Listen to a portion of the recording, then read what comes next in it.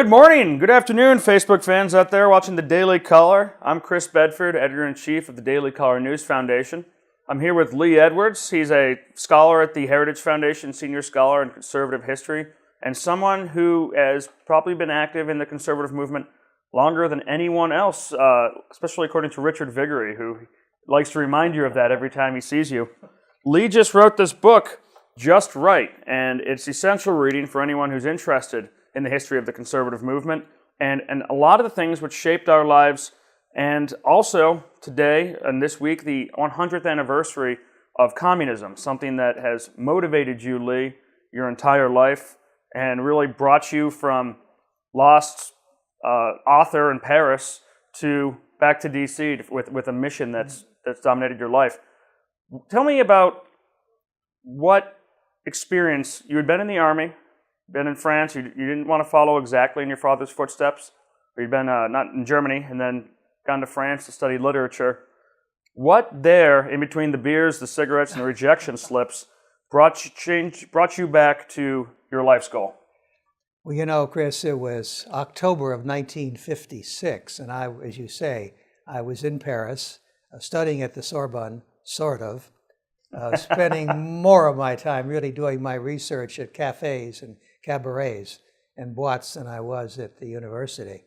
And then one day in October of 1956 came the radio bulletins from Budapest that the young men and women had risen up, these freedom fighters, and said, no more communism, no more Soviet Union, get out of town.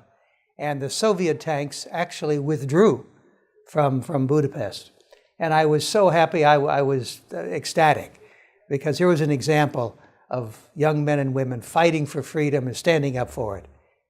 Lamentably, 2 weeks later, back came the Soviet troops and the tanks, killed tens of thousands of young men and women my age, and I looked around for the U.S. government to say something, to do something, anything.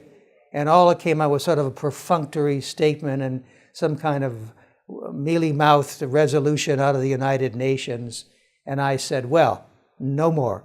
I was embarrassed, I was ashamed of my government, and I said, whatever I can do for the rest of my life to oppose communism and to help anti-communists, I'll do so. And some 5 decades later, we dedicated the Victims of Communism Memorial here in Washington, D.C. Well, George W. Bush was president. He oversaw that. He was there accepting it for the American people, and you can say what you want about George W., but he made a heck of a strong anti-communist speech that day and talked about those who had suffered in some 40 countries, numbering 100 million victims. I mean, the number just sort of staggers you when you think about it, but these are not in wartime. These are people who oppose communism, wound up in the gulag or in front of a firing squad, died of famine and what have you. 100 million victims. And your monument, your memorial is the only one in the United States to, or at least the first, to the broader victims of international communism. Yes, it is. There are some to the Catan Forest in Baltimore, there's a memorial, yes, but right. None of those are to the broader victims and all the people. We just felt that it was appropriate to recognize those people who had given the ultimate sacrifice in trying to stand up for liberty, to try to stand up for basic human rights, and we could not and must not forget them. So we can always hear their voices crying to us, Chris, don't forget us, and we never will. When you came, then you decided to come back to the United States. You got back involved in religion, and then you got dragged into politics. You ended up rubbing shoulders and being friends with people like Bill Buckley, Stan Evans, Russell Kirk. Tell me how you got pulled into politics and how those people helped shape your life and how you worked with them. Well, I can put it to you in shorthand like this, Chris, that Bill Buckley saved me from myself. That's great. Because I was still stubborn. I was thinking, I'm going to be the next Ernest Hemingway or Scott Fitzgerald. And so I was writing all fiction, novels and short stories, but getting nothing but rejection slips coming back day after day, week after week. And so one day I said to myself, maybe I should try some nonfiction. And so having just come back from France, I wrote an article in which I said, France must select a strong leader or it's going to go down a long way from Napoleon or Louis XIV. I said, somebody strong like Charles de Gaulle. Well, I sent that off to National Review, never been published there. I'd never met Bill Buckley. And all of a sudden, I got back an acceptance slip, not a rejection slip. And that told me, the market told me, that this is really where I should spend my time, is writing nonfiction and not fiction. And that's what I've stuck to all of these years since then. Did you get a paycheck from them? I think it was $50 or maybe $35. It's since gone up to $50, which is not a good racket if you want to write a book review for National Review, because books cost $20. But it's great. I still have my first paycheck from that magazine. But then I got drawn into politics through some young men named Doug Caddy and David Franke, who organized Young Americans for Freedom in September of 1960. And I was one of those who attended that founding conference. And coming out of that, I said, well, there's an opportunity to be part of something bigger than myself, something that really perhaps could change history. And as a matter of fact, we did. Now, so you were there in 1960 at Sharon, Connecticut at the beginning of Young Americans for Freedom. And then you were working on the Hill and doing public relations, and you found yourself in communications for the Barry Goldwater for President campaign. And right now, because you never stop writing books. How many books have you written at this point? Oh, maybe 25, 26, something like that. That's a lot of books. 25 more to go and you'll catch Bill, right? Right. But you're working on a book right now, which would be of interest to our readers, something that's not really discussed if you watch the VH1 documentaries or the news programs, is that the 1960s were, one, pretty violent on the left, not too dissimilar from what we have now, but with bombs. And two, there was a large contingent of young conservatives. The first, actually, as you write in this book, the first political youth organization outside of the parties was Young Americans for Freedom. So tell us a little bit about the right side of the 60s. Well, as a matter of fact, I've done a course on this subject at Catholic University for a couple of years now. And as I say, I hope to write a book about it. And the very first day in class, Chris, I get up there and I say, guys, we're going to be talking about John Kennedy and Barry Goldwater. We're going to be talking about SDS and YAF. We're going to be talking not only about the Port Huron statement, but the Sharon statement. And now all I have to do is to lay out for them the fact that there was not only a rise of the left and the new left in the 1960s, but the rise of the right. If you think back on it, Barry Goldwater's running for the presidency, Bill Buckley challenging the liberal establishment and running for mayor of New York City. And then, of course, in 1966, Ronald Reagan, who had never run for office before, being elected in a landslide as governor of California.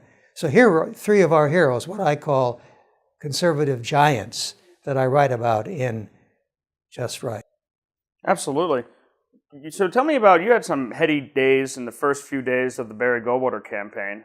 I think you said you were hired just a few blocks from here, but then some interesting news came across the television and that completely changed not just your day, but the course of the country. You had a front row seat. It was an extraordinary day, Chris, because I was having lunch on November 22nd, 1963, November 22nd, Friday. And all of a sudden came the bulletin, John Kennedy assassinated in Dallas.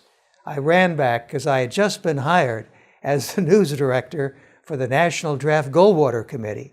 As a matter of fact, my first day on the job was supposed to be the following Monday. Well, I reported for duty early, obviously. And so for some 2 hours, Chris, and maybe it's hard for people to understand this, for 2 hours, we didn't know who killed Kennedy. Although probably most people thought it was somebody on the right. And as a matter of fact, including that same suspicion in our own minds. 2 hours, people banging on our doors, yelling at us through the doors, assassins, murderers, calling us over the telephone, a bomb threat, bringing in the police and a police dog and so forth, looking for that bomb. And finally, after 2 hours, came the word that it was somebody who had been with the Fair Play for Cuba Committee. And we just were so, was a revelation for us. And we could relax because we knew that the Fair Play for Cuba Committee was pro-communist Cuba and pro-Fidel Castro. Now, I used to be, it's fun reading, going into the John F. Kennedy conspiracy theories. There's a lot out there, there's a lot of information. Donald Trump just released a lot of new information, largely stuff that just bolsters what was already known, that he was in contact with the KGB, and that J. Edgar Hoover really wasn't interested in picking at the scab. But there was a story you told me that I found interesting because it addresses a conspiracy theory some of you guys might have read on the internet, which is how the heck the national press knew so much about the assassin Lee Harvey Oswald so quickly after he shot Kennedy. How, especially before the Twitter, before email, before instant internet, before CNN, before Fox, how did the press get that information so quickly, his whole life, or large parts of it? And you had an interesting story about how that happened. Well, it begins with a debate on radio down in New Orleans between Lee Harvey Oswald and Ed Butler. Ed Butler was an anti-communist leader, young, down in New Orleans with the Information Council of the Americas, debated Lee Harvey Oswald, in which, during that debate, Oswald said, "Yes, I'm a Marxist. Yes," and he began quoting from the Communist Manifesto, obviously had thought his way through to becoming a Marxist. Came out, of course, that he also had defected to Soviet Union, that he had married a Russian girl, and that he had wanted to stay there, but he decided to come back home. Ed Butler took all of this together along with some other materials, shipped it up to a friend of his in Washington, D.C., named Gene Methvin with the Reader's Digest. Gene just sort of put it aside, come back to it later. And all of a sudden comes the day when Kennedy is killed, and they mention Lee Harvey Oswald, and Gene says, "Oh, I know that name, I know that." And he's looking around for the material from Ed Butler. There it is, with documentation from a congressional committee, as a matter of fact.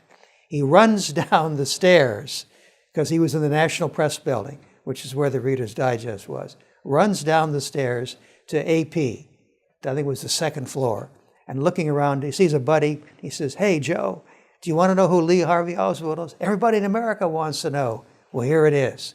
And so because of the radio debate, because of sending that information to somebody, was able to get it to an AP reporter and send out that bulletin that he was, in fact, a Marxist who had defected to the Soviet Union.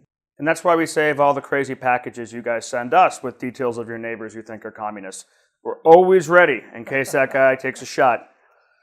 But Lee, you said, we're here with Lee Edwards, the author of Just Right, a front row seat to the entire conservative movement, and as the Daily Caller has written, the voice of the silent majority for half a century. Also, we kind of cribbed that from the New York Times, which called you the voice of the silent majority, but we were always thankful when you cite us over them, because they know they never cite us even when we break the news. But your mission to bring memory and justice to communism, and actively with the Victims of Communism Memorial Foundation to pursue them and to fight back against them and work with Chinese dissidents and other dissidents. Tonight you've got a pretty big night, the 100th anniversary of communism, and you're trying to remember the victims. So tell us about that, what that means for your organization, and also how people out here who are watching who also hate communism and know that it's an evil can participate and help you towards what your foundation is working on. Well, we knew that this month is the 100th anniversary of the Bolshevik Revolution way back in Moscow all those years ago. And by the way, we like to point out that Bolshevism is the god that failed. It has not succeeded. It's one of the great myths that some academics try to propose, which is that, communism has never failed because it's never been tried. It has been tried in over 40 countries and has failed in every single instance. So we wanted to mark it. And so we thought that one way to do this would be to have a pretty big event in Union Station, which is where they have the inaugural balls and so forth, and to honor two people who are so deserving. One, Natan Sharansky, the famous Jewish dissident who was in a jail, in a gulag, as a matter of fact, in the Soviet Union in the 70s and the 80s, and only was able to be released because of an international campaign, which was led by his wife, Avital, but also President Reagan was involved in this. And I just learned this story from Dick Allen, who was National Security Advisor to Reagan. Reagan met with Mrs. Sharansky, and they were talking back and forth, and he knew about Sharansky. He had written about him before he became president, and he was sharing with her, and she was talking about how they were trying to get him out. He was in the gulag. Was he ever going to get out? Was he ever going to get out? And he leaned forward, Chris, and said, I will not feel able to be comfortable and to rest easy until your husband is free. I will not rest easy until your husband is free. Every time he met Mikhail Gorbachev, he brought up Sharansky's name. And finally, in 1986, he was released. So that, to me, is an example of the importance of speaking up for human rights and not always getting caught up in communism, trade and investment and things of that nature, the so-called economic liberalization in China. What's happening to the people? What's happening to the dissidents? Are they able to have an opportunity to have freedom of choice, freedom of speech? And secondly, we're going to be honoring Memorial, which is a NGO in Russia. It's the sole remaining NGO, private organization in Russia, which still talks about the Gulag, which still talks about Stalin in a realistic and honest and truthful way. So yes, this is going to be a great day and a great night for us. We're so pleased that we're able to recognize these two great champions of liberty and to be able to send out a message that communism is the god that failed. Are you still on track, or do you have plans for ever putting together a museum in D.C. that our viewers will be able to visit in the next 5-10 years? Well, our memorial was an important first step. Right next to Union Station, guys. When you come into D.C., you can see it on the right. That was so important to begin with that and to do with the educational programs. And by the way, we're teaching not just students, but high school teachers who then are going back and teaching their students.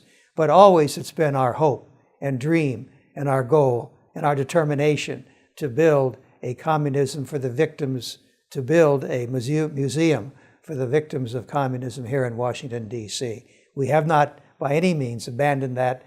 And as a matter of fact, this is a little bulletin. We have our first billionaire on our board, and he is rather interested in the idea of a museum. No, that's great. The Daily Caller News Foundation will track him down tonight, I'm sure.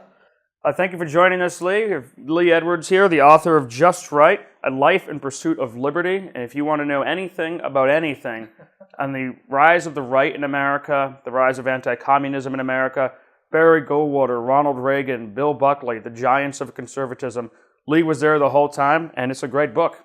Check it out. Thank you, Lee. Thank you, Chris, so much.